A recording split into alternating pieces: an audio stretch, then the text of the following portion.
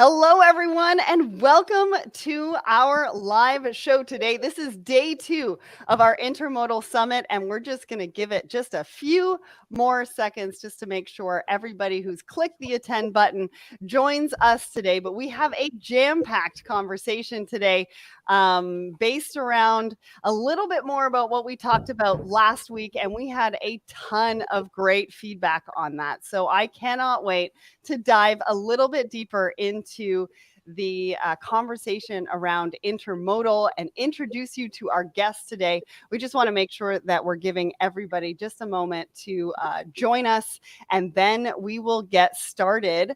I should say that we're going to be taking questions probably more towards the end of this discussion today. So if you have any questions that pop up while you are watching this live stream, make sure to put those in the comments and we will make sure to get to those as well. All right, well, we are 1 minute in, so I think it's about time to start.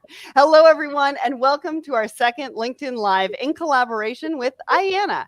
My name is Sarah Barnes-Humphrey. I'm the founder and host of Let's Talk Supply Chain and Blended, and I will be your host for today's live stream.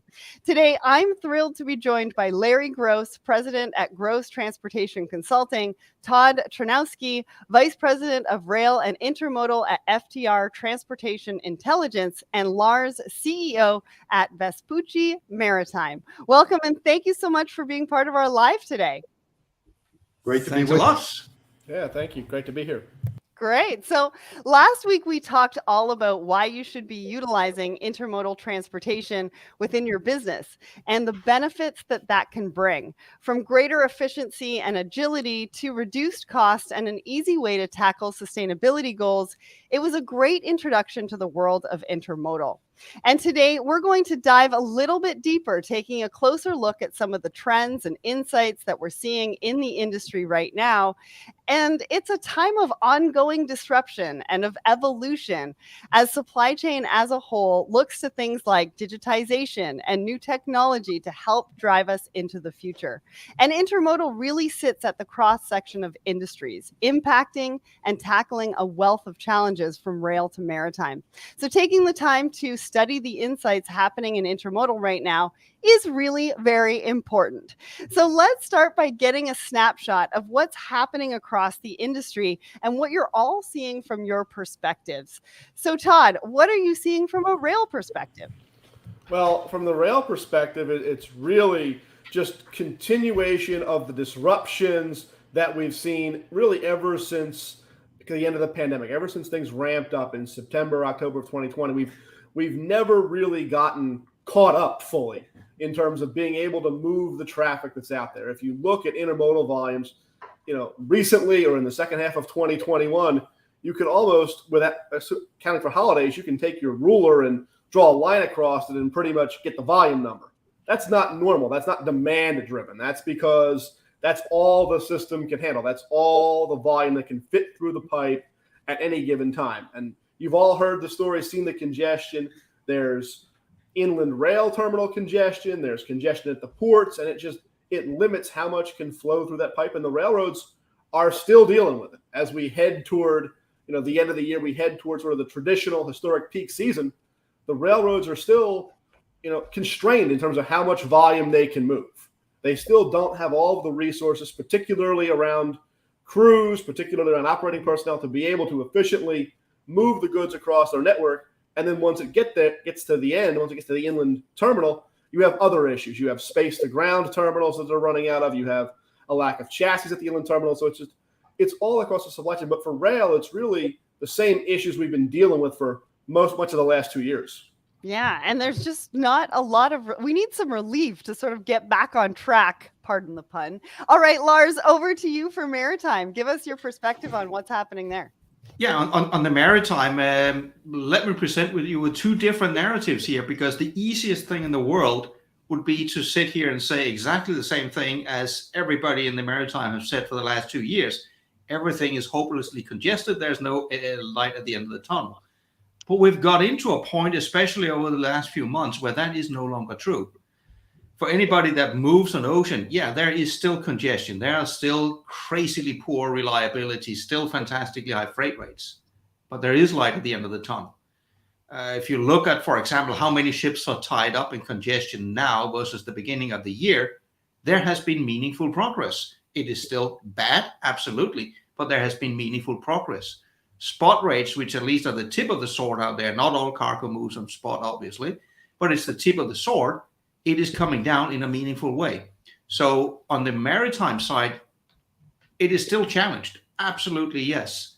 But we are on the journey now. We are on the journey towards restoration of, I wouldn't say pre-pandemic normality, but the new normality that we're going to emerge into. This is a journey that's not going to be over until way, way into 2023, maybe even only early 2024. But that journey has begun. That's a little scary and exciting all at the same time, I think. Thank you so much for that, Lars. Larry, now over to you for the broker perspective. Well, broker, or I'll say let's talk perhaps about the truck situation. When we look at what's happening on the truckload side, that's much more dominated by the domestic transportation situation than it is on the international side. Intermodal is much more of an international oriented mode. And we're definitely seeing some signs of, I'll say, a tapering on the domestic freight demand side. We see it most clearly in the spot market, which of course is the most volatile and the quickest reacting. Spot rates for dry van and reefer have fallen typically below where they were a year ago. And we do expect to see the contract rates, which are the more important rates from an intermodal perspective, we expect to see those go negative as well. They typically operate with about a 6-month lag versus spot, just because of the arithmetic and how long it takes for those rates to turn over. So when we put that in the intermodal context, we're still seeing, and I agree totally with what Todd said, we're seeing signs of constraints across the board. But on the domestic side, it's a little bit more interesting because perhaps we're starting to see some cracks in the demand situation as well. And maybe some of that is not just an operational constraint. We may be seeing now some of this truckload situation washing over into the domestic intermodal. Yeah, and somebody had asked me about, the effect of weaker demand. And I was kind of like, well, I think it's going to give us some relief, or some of the relief that we've needed to really, like I said earlier in part of the pun, get us back on track. Lars, what do you think about that? Well, yes and no. Obviously, if we get weaker demand, what you're going to see very rapidly is a sharp drop in the ocean volumes. Mm-hmm. Because weaker demand would cascade immediately into overshooting on the inventories. Not only because people are not buying stuff, but because that will also help reduce some of the delays in the supply chain. You still have a supply chain which, if you look at Asia to US, has a delay compared to pre-pandemic levels of a month and a half. Wow. And every day you shorten that leads to more goods coming into the inventories. So a slowing demand scenario will lead to a massive overshoot on inventories and a sharp drop in demand. Amazing. Well, thank you for sharing that. I want to give a shout out on my personal LinkedIn. We've got Mohammed over there. And again, for anybody who has questions, make sure to put it in the comments, because we'll definitely get to those. But I think it's safe to say that there's just a lot going on. And when we take a step back and reflect on all of this and everything else that's happening in the market, what patterns are really standing out? What are the biggest trends that you are seeing? Larry? Well, I think from a demand standpoint, when we do get that reset that you referenced, and I agree with you, the system cannot dig its way out of its current situation without getting a break in volume.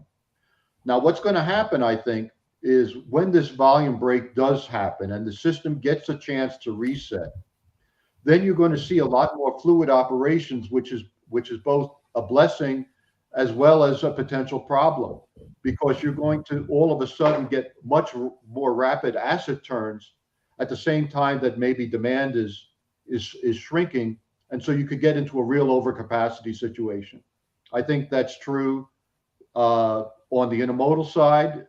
It's also potentially, and Lars, I guess, would have an opinion. It could also be true on the maritime side, that all of these assets that are tied up are going to get suddenly freed up, and capacity is going to be created out of thin air. And so the dynamic, when it does change, I think people are going to be surprised at how quickly it changes. Well, and I've been seeing just on Lars's side is that the ocean carriers are making a lot of investment into new vessels and also creating capacity. So Lars, what's your thoughts on what Larry said and what I'm talking about as far as the investment from the steamship line perspective? I mean, the steamship lines are investing in vessels, but that's the least of the market's worries, at least for the next 12 months. Sure, the vessels will be delivered. Sure, they're going to get too much, but I see that more as the normal cyclicality you always have in the market. What I see is and this is not a risk, this is a domino. It's a domino that is going to fall. Because when you contract the supply chain, much to Larry's point as well, if we go back to normality, that will mean that 2 months of additional flow of cargo suddenly turns into empty containers. If I look purely on the Asia to North American trade, 2 months worth of cargo, that's roughly 4 million TEU. That will mean if you get the supply chain back to normal, you get a literal pile of 4 million TEU of empties in North America. And mind you, this is on top of your normal flow, which means you will not have the vessel capacity to move it out. So the real question here is, do you have enough space in all of your depots and terminals in North America to host a pile of 4 million TEU? The answer to that is no. So we are going to reach a bump in the road until that gets cleared out as well. And that's already beginning to manifest itself with shippers that do have challenges in returning empty equipment. And we are only in the beginning of this effect. Yeah, and we've heard of shippers actually dumping those containers in front of people's, in their parking lots, I think, because they're not taking these empties back. And so if this is only the beginning, I can only imagine what we're in for as an industry. And so, Todd, you are, nodding your head all over the place with what Larry's saying, what Lars is saying. I want to bring you into the conversation here. Talk to us about the patterns and your thoughts on this. Well, I agree with Larry that when it changes, it's going to change quick. Because if you look at retail inventories, particularly when you pull out automotive, which has its own sort of set of supply chain challenges, retail inventories, excluding automotive, are already well above pre-pandemic trend. So if you get a slackening of demand, those inventories build a lot quicker than I think people are building in. Now, it will help rail service. It will absolutely help the railroads, get out of their congestion issues. But the analogy I use is that's like losing weight by getting food poisoning. You really, you like the weight loss, but you prefer another way of doing it.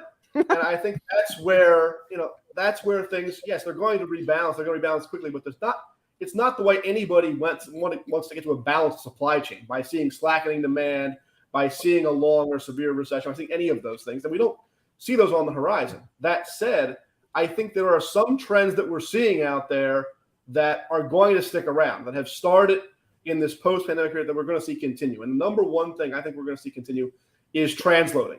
We've seen transloading really tick up over the last, call it 18 months, but really the last 6 to 12 months is where it's really sort of inflected higher. I think that will continue. I think that is something we're going to see continue to be a tailwind for domestic intermodal and a headwind for international as we go forward. I think folks like getting more goods in fewer shipments. DCs are better equipped to handle 53s. They already do it on the trailer side. They already do it on the truck side. So having a standard size piece of equipment works well. I think it adds some efficiency. So I think you're going to see continued pressure on transloading even once we rebalance ourselves, even once we rebalance the inventory situation. So talk to me about transloading. What does transloading mean to you, and why is that so important? Well, what transloading does is it takes that 40-foot container that lands at the port, and then it either puts it in a warehouse or cross docks it into a 53 at a warehouse or other facility near the ports. So it takes place, particularly in Southern California, this goes on a lot, where you'll take it, you'll dray a 40-foot container out to a nearby warehouse, a nearby facility, and you'll cross dock that freight. You'll put in the 53-foot container for inland movement, and that 40-foot container can then go back to the port and not wander inland and not have to wait for a load inland to get back to the ports to go back over to Asia, so that Lars and the maritime folks aren't waiting for that 40-foot container to complete its 6 or 8 week journey into inland America, be unloaded, be reloaded, and then get back to the port. It can shorten that cycle down significantly. and the 53-foot then moves inland. Thank you for that explanation. I just ask because, sometimes we've got people in the audience that may or may not know what that means. I want to give a shout out to Andre. He's got some great comments over there on my personal LinkedIn, and Bruce has got some good comments here. And Julio, I see your question. We're going to save that till a little bit later. So with all of that in mind, what are your predictions for the rest of 2022? Lars, do you want to start us off? Spot rates are going to continue on the path that they are on. If we were ever going to see a bump, now would be it, and we are still not seeing it. There's not a peak season as such. You have actually seen the amount of blank sailings gradually get lower and lower over this year. There's still a lot of blank sailings, but it's going lower, and that's also a trend that's going to continue. The really interesting thing, and that is already slowly beginning to creep up now, you do have trades like, for example, Asia to US West Coast, where spot rates are now firmly below a lot of the contract rates.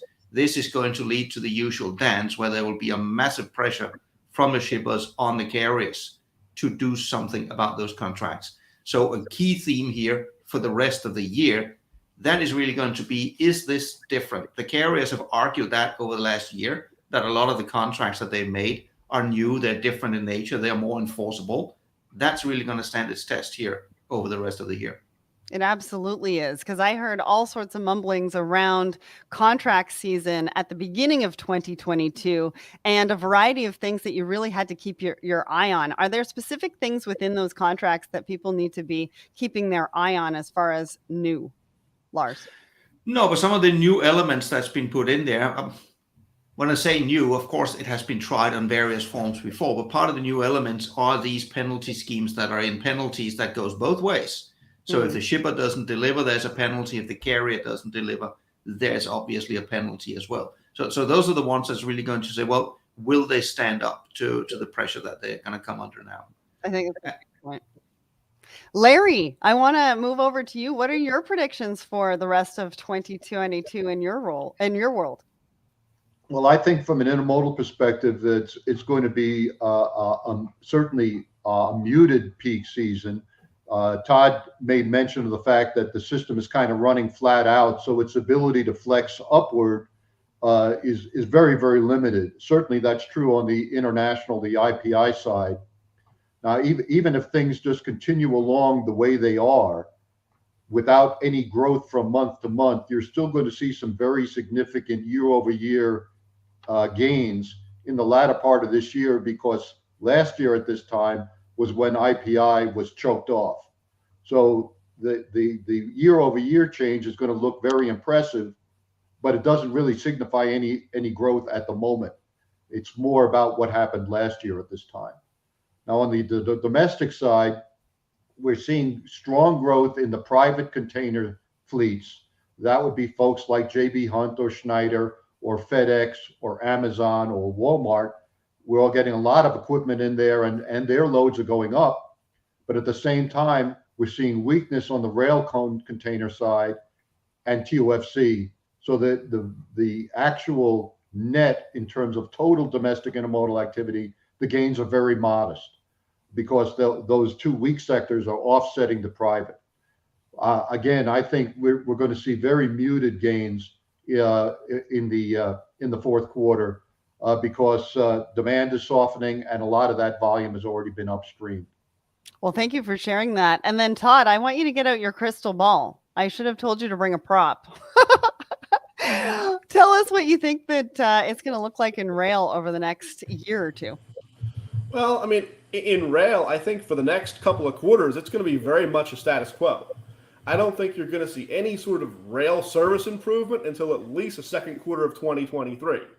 And so because you're not going to see service improvement, it limits that ability of the system to flex up. It limits the ability of the system to take any more volume, whether it's in intermodal or whether it's in carload, because there just aren't the operating personnel out there to deal with it. So I think until you get to the back half of next year, there's really isn't a whole lot of impetus for growth. And then you get into a question at that point of, will there be shippers, particularly intermodal shippers or carload manifest shippers, that have optionality, will they be willing to trust the railroads? Will they be willing to actually bring their freight back? We've heard a lot on railroad earnings calls about a pivot to growth and growing volumes. You need to have a willing shipper willing to put that freight on the rails. And I worry that when we get to that second half, once we've, as an industry, once the railroads have added people back and been able to improve their service levels, are shippers actually going to be willing to trust their freight to the railroad?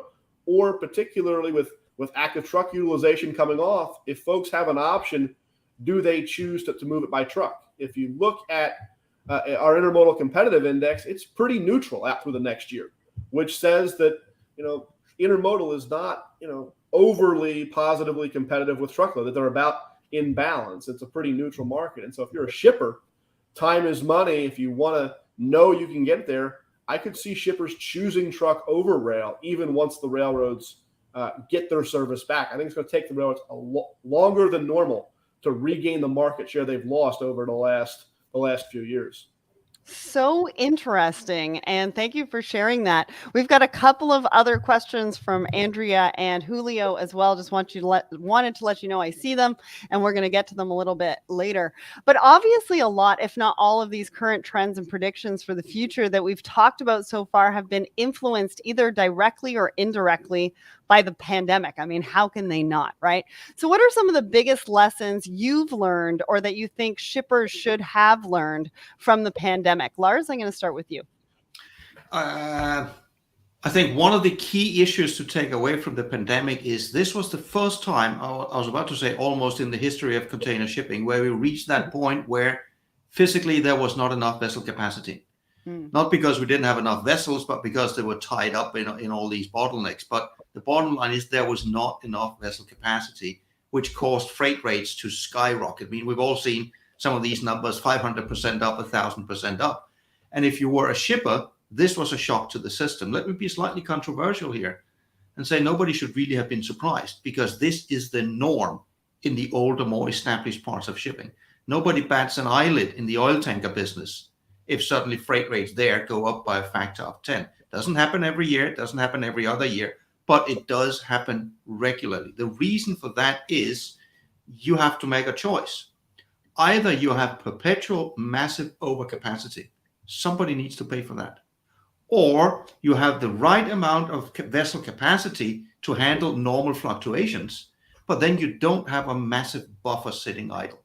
And if you don't have a massive buffer sitting idle, it doesn't take much of a shock to the system, then you run out of capacity. For 10 years, all we've talked about at all these different shipping conferences is the problem with vessel overcapacity, and why that is nobody could make any money.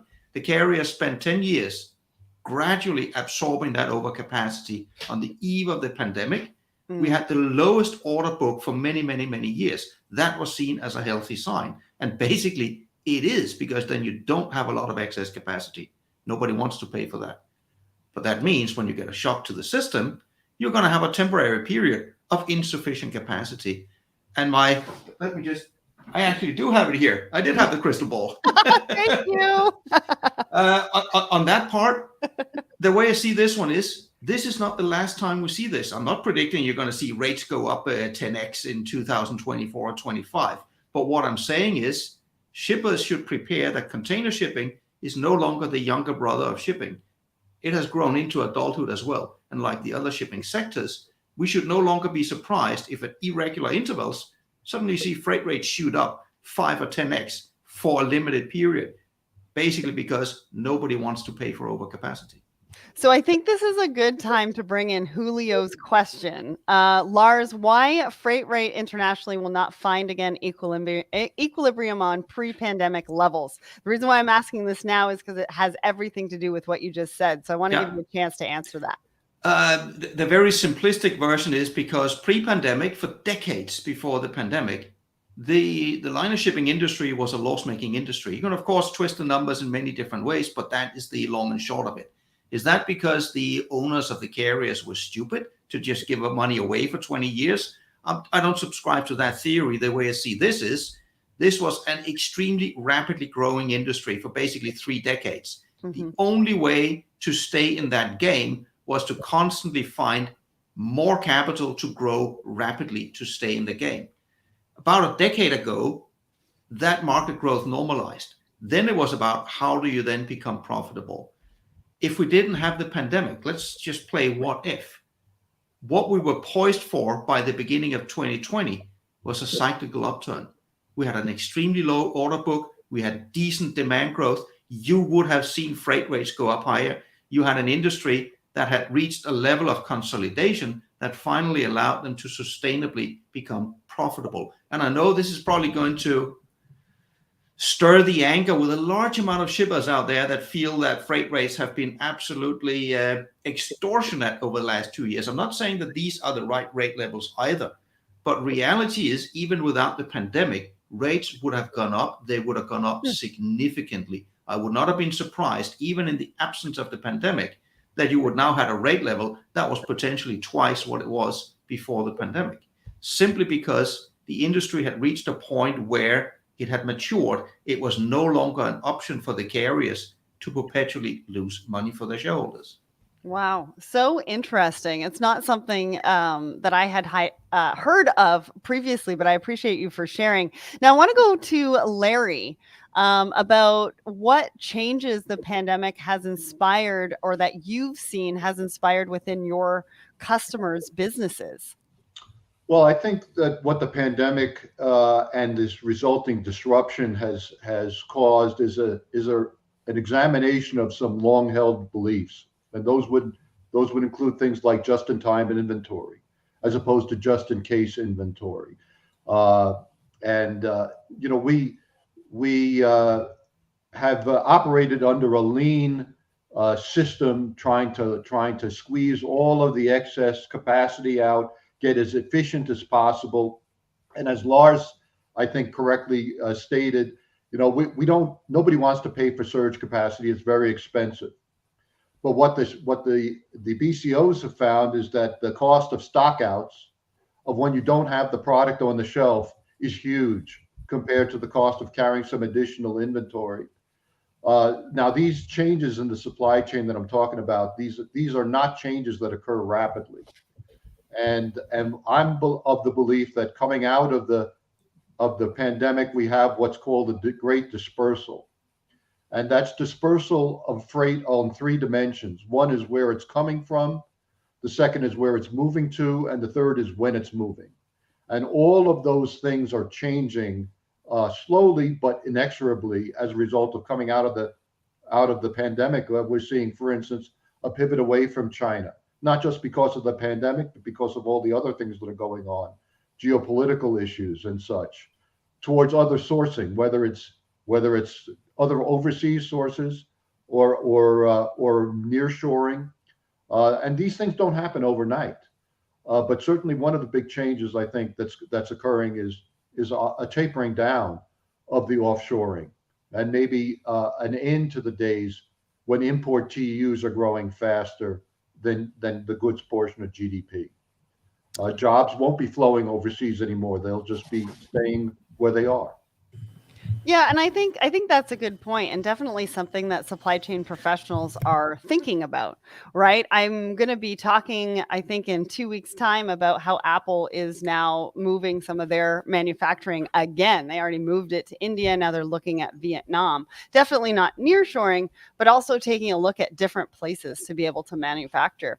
So last week we talked about how the pandemic has shone a light on the industry's need for agility, but at the same time, its need to ensure reliable robustness, particularly with ever-changing consumer demand and market volatility. So let's talk a little bit more about the infrastructure of intermodal and how it can help with that. Lars, do you want to start us off on that? Yeah, I mean, if I look at it from the ocean carrier perspective, I will try for the second time here to incur the wrath of a lot of the shippers out there. Because what I would also venture, if I look at this, especially from a US perspective, so I'm going to stress that one. I could use a European import perspective too. The supply chains on the ocean side have been phenomenally robust given what we have been through. Sure, there has been an unprecedented amount of blank sailings, but all things considered, the carriers have been able to throw a lot more capacity in. You have seen the influx of a lot of new container carriers to add additional capacity into the system. Nothing is running on time, which, by the way, isn't really controlled by the carriers. This is where ports and intermodal behind comes into it. But from that perspective, despite all the turmoil, the carriers have moved historical volumes of cargo through those pipelines. The reason why I said this was a specific US and European view is that is not what you find if you go to certain places in Africa, to certain places in the Pacific, certain places in intra-Asia, because this robustness of the supply chain into North America and into Europe, to some degree, has come at a cost of degrading the supply chain robustness to other places in the world where they have a lower capability to pay high freight rates. Absolutely. Now, Todd, I want to go over to you for this infrastructure question. What are you seeing, and what's kind of on the horizon? I mean, everybody, when they think about intermodal, they think about the infrastructure, right? So talk to us about that. Well, yeah, I mean, it is about infrastructure, but it's also about fluidity. And I think that the big limiter is not necessarily locomotives or track capacity. There aren't a whole lot of steel in the ground bottlenecks anymore for the rail system. It's a matter of having the people, having the operating employees on the ground to be able to actually move the freight, move the trains, move the locomotives across the system, to be able to have those people. Trains don't run themselves. You need an engineer and a conductor to be able to do that. There are certainly some things from an infrastructure perspective that the carriers can do at their terminals, quicker in gates, quicker out gates, making it easier for the trucker to move through the facility. Certainly there's technology that can be leveraged around that to help the trucker know before he gets to the port or the terminal, where am I going for that box? Where is it? Is it on wheels, or do I have to get a flip? What does that all look like, so that truckers can be as efficient as possible when they're on the terminal? That's really where the infrastructure could catch up, to be able to do that, to be able to put technology and information in the driver's hand, in the dray driver's hand, to be able to be more efficient and move more boxes through the terminals quicker. It's not really we have a double track bottleneck in Arizona we need to solve. Those have all been solved by now. It really is that first mile, last mile in the terminals. How do we drive efficiency to get people to get throughput through those terminals, to be able to move as many boxes as we can? Because most of the terminals, particularly when we're talking about Chicago and places like that, they're landlocked. There isn't room to expand the physical footprint. You've got airports, you've got toll roads, you've got residential neighborhoods. So you have to get more efficient from a technology perspective in order to get more throughput through a lot of those facilities. I'm so glad you mentioned technology, because I think technology is going to bring everybody together. And what we're talking about is really collaboration. There needs to be collaboration in order for this to work. And I think technology can also bring everybody together. And I say this way too much, but collaboration really is the future of business. But, infrastructure as it stands and how it could evolve in the future really is subject to a lot of external forces that potentially could have a big impact on the industry. There's a big discussion happening at the moment with FMC commissioners asking for rail regulators to reject the proposed KCS merger. They're arguing that losing intermodal market share to Canada could negatively impact the U.S. supply chain. What are your thoughts on this? What's your perspective? Would the consolidation harm the U.S. intermodal industry and the various businesses involved, Larry? I absolutely don't think so. In fact, I think from a port flow viewpoint, the CPKCS is essentially irrelevant. Certainly with regard to Canadian ports, I just don't see the overlap there. Where I do think is, regardless of whether it was Canadian National or Canadian Pacific or that ended up acquiring KCS, either of them would have been a good candidate. But having a single line move across the border is going to be an intermodal plus versus having an interchange that needs to occur at the border. Intermodal always works better when a single entity is controlling the flow all the way from origin to destination. If we look at that U.S. to Mexico domestic intermodal market, it has not been a strong performer up till now, and I think the big reason for that is because You've had more than one railroad associated with it. So I think there's a real opportunity to make some progress in that lane with regard to single line service, and as well probably put some competitive pressure on the other players in there to up their game as well. Well, so that kind of brings me to my next question. Would the merger negatively impact our ability to offer competitive and efficient supply chain solutions? Todd, did you want to jump in here? Yeah, I mean, I don't think it would at all. I don't think it would negatively affect the U.S. at all. And from an intermodal perspective, I think it's a good thing. I think competition's a good thing. It allows shippers to have alternatives. It allows shippers to be able to have choices to get their goods to market. And it quite frankly, it forces the Western railroads to up their game. It forces the Western railroads to not just sit on their franchises off the West Coast. They're going to have to prove that they can do it. They're going to have another option there because you can bring things through Vancouver and get single line into Chicago. You can do that today. You can use Lázaro Cárdenas to get further north than you can today. Most Mexican intermodal traffic today, the majority of it is intra-Mexico. You haven't really been able to have an appreciable amount of volume come into Lázaro and come into places like Houston, places like Dallas, Atlanta, growing markets across the South. You really haven't seen that. It gives shippers that option. It gives shippers that pressure relief valve. Obviously, the congestion issues in LA Long Beach were well documented over the last year. Is Lázaro going to be somebody's main port? Probably not, but it does give them that pressure relief valve. It does give them that alternative. And if you can single line it all the way into the Midwest, all the way deeper into the U.S., that certainly provides an additional alternative, provides additional competition in there to move goods, which I think is a good thing. Yeah, and as long as they have time to make those changes too, right? Because making changes while goods are on the water, Lars knows this, is very difficult, time-consuming, costly, and there's a lot of documentation with it.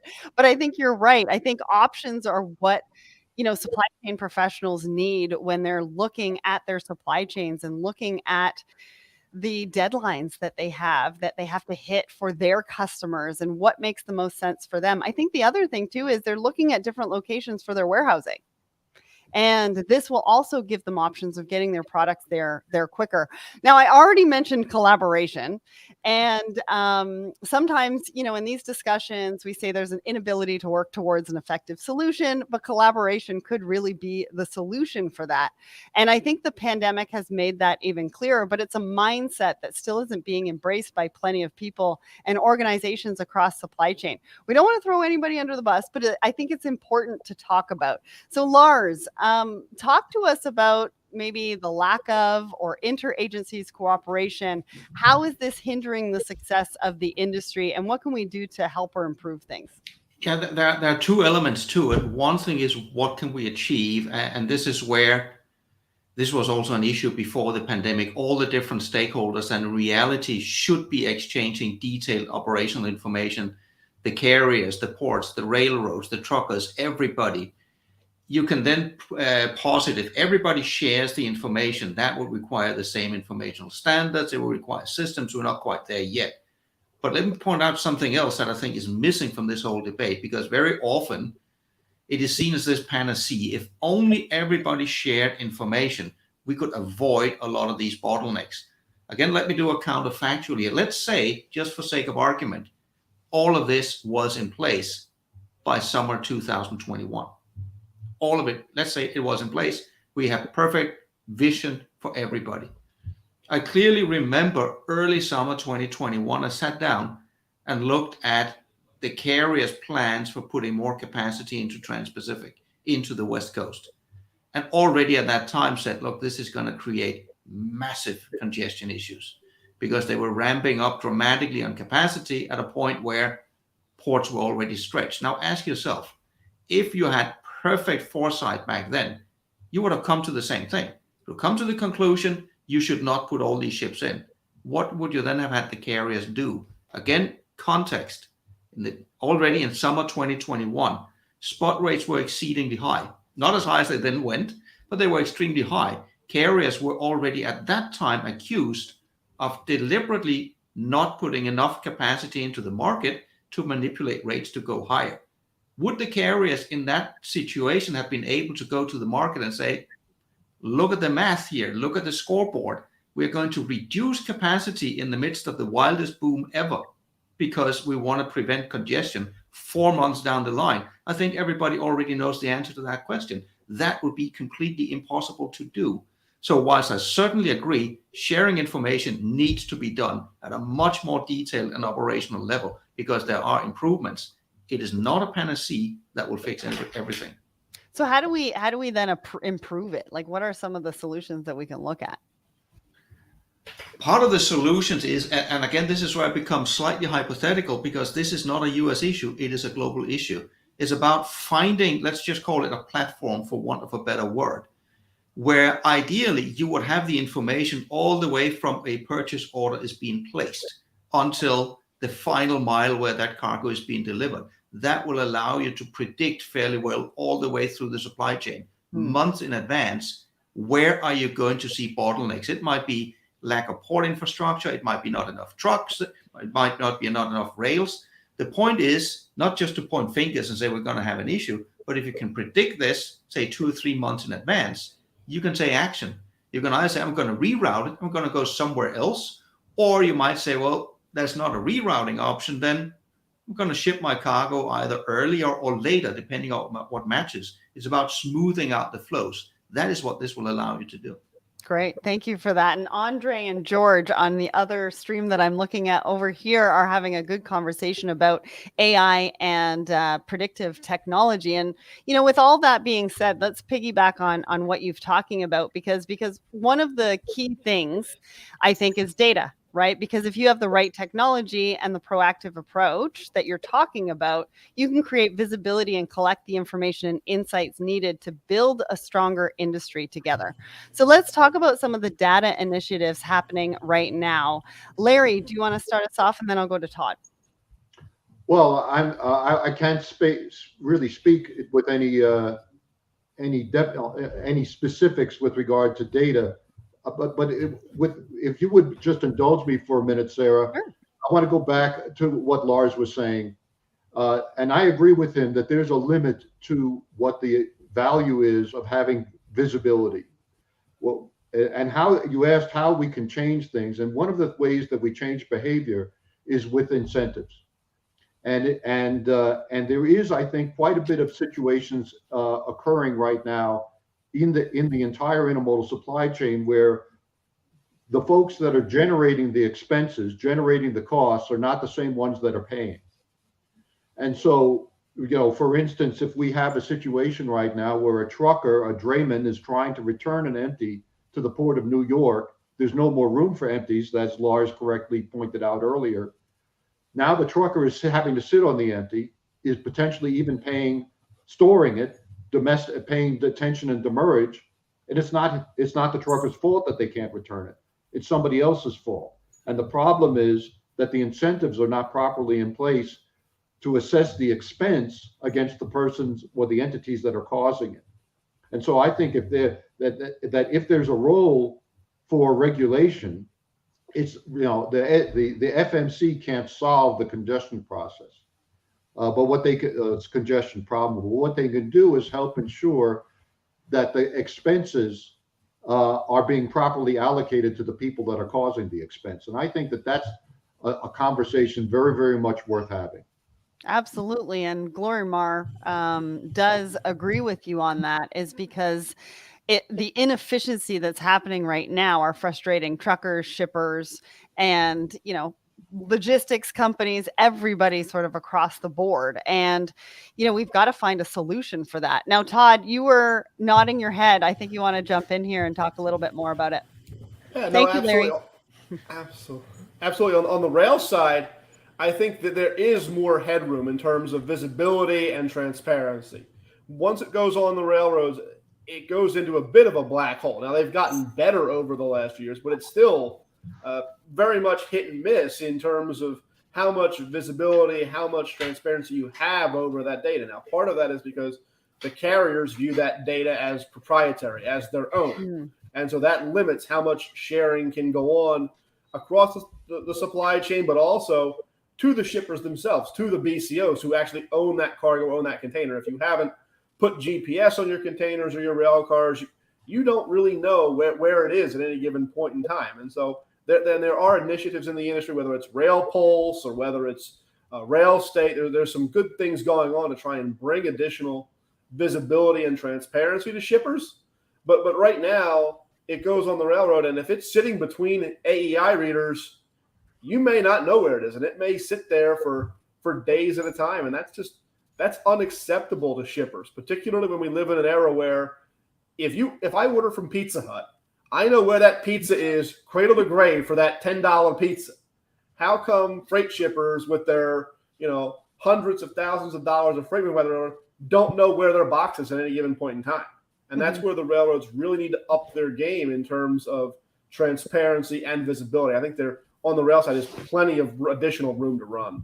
Well, I mean, if you think about Uber, right, you can watch your driver and see where he is and when he's going to get to you and all that kind of thing. And I think that's what we're really used to as on the consumer side. And we really want, the technology and supply chain to catch up to that, because we know how possible that is. Now, Todd, I want to bring Can I just make one comment on that one? Please. Because it is a good comparison, but also shows where the comparison breaks down. Because, I can see where the pizza delivery guy is, and that is great. That also means if I can see suddenly the pizza is not moving, I can call the pizza joint because they're responsible. If we get all of this data, you get, for example, now Hapag-Lloyd is putting GPS on all their dry containers. Sure, I can see now my container is just sitting there. What I cannot see from the data is who is responsible. Why is it there? Is it the trucker? Is it the rail company? Is it the yard? Is it the carrier? The issue here is getting all the data. Yes, that is a prerequisite for improving, but it is not enough. There is still too much confusion in the supply chain about who is actually responsible for doing what. That is a really good point. And I'm glad that you brought that up, because it's true, right? There's so many different players on a shipment. And so who do you pick up and call, right? With the pizza delivery, you can pick up and call that phone number. But if it's 12 o'clock at night and you're working with a freight forwarder and they're not working 24/7, you're sitting there watching your box sit there. Not only that, but I mean, this also came to a head already last year, and you're seeing increasing cases brought before the FMC in relation to who is responsible for detention and demurrage. Yeah. I mean, it can be an indisputable fact that this is when the container finally made it in, but it is definitely disputable who is responsible for the delay. You can see the delay, you can measure the delay, but you cannot see immediately from the data who caused it. Mm-hmm. Well, and it's kind of that conversation around sustainability. Who's going to pay for all of these different fuels that we want to use on ocean, on the steam, on the boats? But that's a conversation for another day. Now, we do have to get to our questions from the audience. So, Todd, I'm going to bring you back up because we have a question from Andrea. How long is it estimated the domestic chassis shortage might impact transloading operations during the transition or shift mentioned by you? Well, I mean, chassis shortages, chassis tightness is not a new issue. It's something that's been around for a long time. You normally see it, at sort of the traditional pinch points, Memphis, Indianapolis, places like that. What you don't normally see is you see it all widespread at essentially almost every terminal. Now, what's going to solve that? Well, it's going to start by the easing of the supply chain. You're going to need everybody in the supply chain working together. You're going to need to turn boxes quicker. That means if you're a BCO, you can't sit on a box for 7 or 8 days at your facility because you don't have warehouse space. That's not what the chassis pool providers have modeled their fleets around. There's not going to be enough chassis so long as that continues. You have to get to a normalization to really see chassis, particularly good order chassis, free up. Because when it's sitting for 7 or 8 days at a DC, fleet owners, chassis pool owners rightly say, well, I'm not going to add to my fleet. I'm not going to expand the chassis fleet. I'm not going to build that church for Easter Sunday when fluidity is going to return and I'm going to have all these extra chassis floating around. Right. It's going to take everybody putting it together, even though shippers will tell you, if I'm willing to pay the per diem on that chassis, it's utilized. Even if it's just storing that box in my facility, if I'm willing to pay the per diem, it's utilized. Shippers are going to have to understand that that's all that does is takes capacity out of the system, and it makes it harder for them and everybody else to get the capacity they need and work our way out of some of the disruptions that we've seen over the last 2 years. Thank you. Stay right there because I've got 2 more questions for you from the audience. And great question, Andrea. So Julio, Todd, transloading sounds magic in theory, but how will you manage customs or quality controls or BI standard ways of trade? Well, in terms of customs, your customs process still handles at the port. Your customs process continues to happen at the port before that box ever leaves. So that 40-foot container still clears customs before it can ever leave the port, before those goods can even be moved out to a warehouse or a transloading facility. So that doesn't really change. Now, you have to figure out how to get visibility at the pallet level, at the SKU level, to be able to mix and match those cargoes and know exactly what freight is in that 53 once you break the 40 down. Once you start commingling freight in that 53, you have to have some way to understand which freight is in that 53. But in terms of customs, the customs process happens at the port before that box ever moves into the warehouse, into the transloading process. Yeah, you're not moving it in bond across the country. You're doing it closer to the port of entry. So question from Greg, what is rail doing to address increasing dwell times at the ports? Can anything be done, or is this a long COVID effect that will just have to work itself out long term? Well, in terms of, railroads are trying to hire. They are trying to hire the people they need to move freight. Now, they have not been very successful at that. If you look at the number of operating personnel on the railroads since October of 2020 through June, it hasn't moved a whole lot. Through July, in fact, it hasn't moved a whole lot. It stayed a pretty flat number, which, again, one of those numbers where if you take your ruler and draw across, you can pretty well figure out what the number is. That's not normal. The railroads have not been able to hire people, and it's going to take them being able to hire people back to be able to move goods more efficiently off the ports and through the supply chain.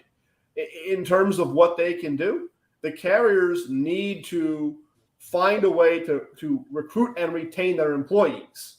There are anecdotal reports out there of several carriers having conductor classes that were full, and then within 2 weeks of graduation, the retention rate's in the single digits. There's going to be very hard to get ahead of it that way. It's going to be very hard to meaningfully improve service, particularly, as I said, if your overall number is staying flat, that means you're hiring people just as quickly as people are leaving. And so you're actually having productivity drag as you do that, because you're replacing higher senior veteran crews with less seasoned, less experienced crews that don't know how to work every industry on the line, don't know how to efficiently move on the ground when they're doing flat switching. And so you have productivity issues, first mile, last mile issues in terms of, serving those last shippers on the line, serving the end of those facilities, because they're not moving as efficiently on the ground. And so the railroads, they need to hire more people that are working at it. History says they will get it figured out eventually. The question, of course, is when. How long? Yeah. How long? I knew you were going to say that. Well, thank you for those questions. And thank you, Todd. This one I'm going to send over to you, Larry. The need for sustainable transportation vehicles for company offsetting carbon credits need to prove their supply chain is maintaining zero carbon emissions. How is that improving? Well, intermodal is generally regarded as a superior mode in terms of its emissions, and the perhaps a good rule of thumb is about half the emissions for an intermodal move versus over the road. I think there are certainly calculation engines that the railroads put out in terms of what their emissions are. Individual shippers, I think, are conducting their own programs. There's plenty of information out there. Intermodal is not a panacea. It's just one of the tools in the toolbox for helping reduce those emissions. Absolutely. And I think, it does help with a lot of the ESG goals that a lot of companies have. And we talked about that actually on day one of the Intermodal Summit last week. So if you wanted to go and check that out, it's over on the Let's Talk Supply Chain YouTube page. If you missed it, we did answer some of that question last week as well. Lars, I have a question from Kushal. Why sudden increase in transit time post-pandemic? Here talking about the air shipment movement. So we're going from maritime to air, but I figured we could answer this question, right, Lars? Oh, that, air is not really my specialty to the best of my knowledge. No, I'm not even going to venture a view on the air part. Sorry about that one. No, that's totally fine. So Kushal, you could probably message me and I can help you out by finding an answer for that, unless Larry or Todd wanted to answer that one. Not at all. No? Okay.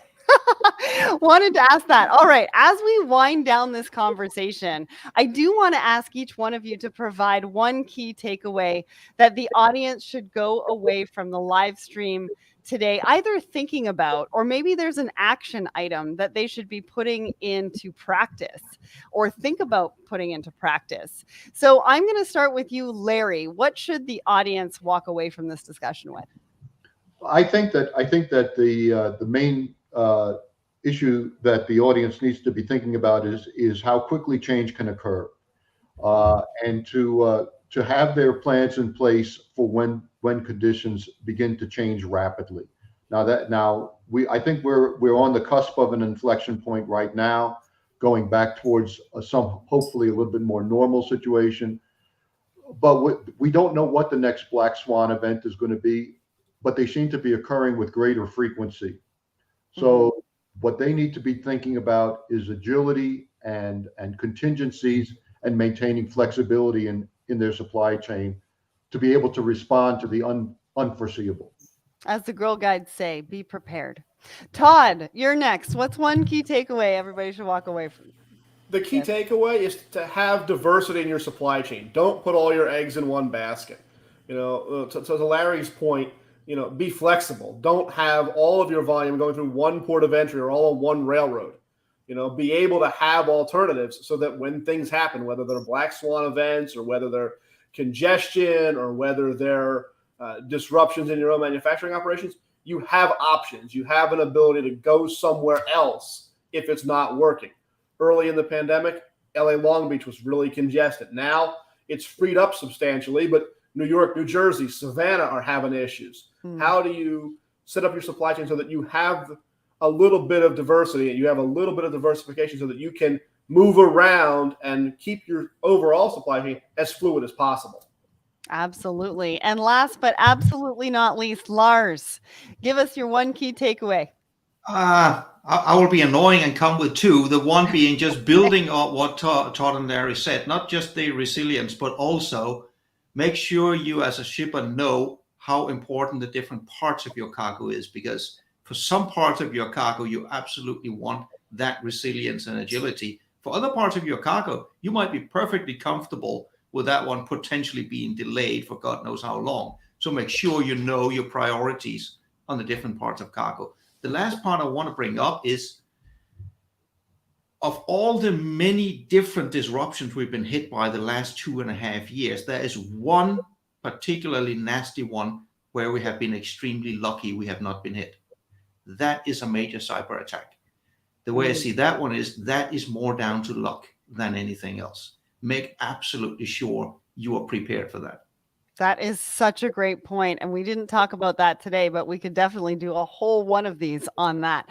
So that has definitely given us a lot to think about. Intermodal is a bit of a complex beast, but our panelists have really taken us behind the scenes today and given us a real insight into the challenges, the trends, and the future of the industry.